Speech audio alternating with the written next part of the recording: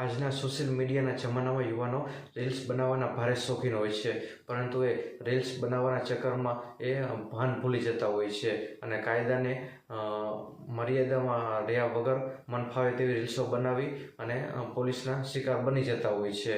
અને એવો જ એક કિસ્સો હળવદના મયુરનગર ગામે સામે આવ્યો છે.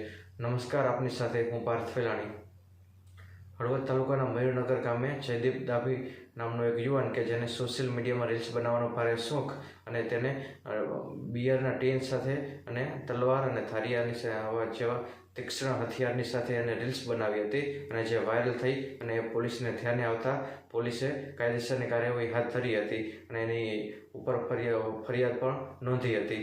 અને જોકે હજી ટૂંક સમયમાં જ એને રાણેપર ગામ પાસે એક એની ગાડીમાંથી દારૂની બોટલો પણ મળી આવી હતી, જેની પણ ફરિયાદ એમની પોલીસે નોંધી હતી.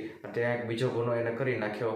પરંતુ આ સોશિયલ મીડિયાના જમાનામાં એને ક્યાં ખબર હતી કે રીલ્સ વાયરલ થશે અને પોલીસની પાસે જશે અને એ જે ભાન ભૂલી ગયો છે અને દારૂ ને બિયરની બધી જે પ્રતિબંધ હોવા છતાં પણ એની સાથે રીલ્સ બનાવે છે અને એ રીલ્સ બનાવી અને ભારે પડશે અને જે એને ખૂબ જ ભારે પડી અને જે એની ઉપર પોલીસે પણ ફરિયાદ નોંધી અને કાયદેસરની કાર્યવાહી હાથ ધરી છે. નમસ્કાર.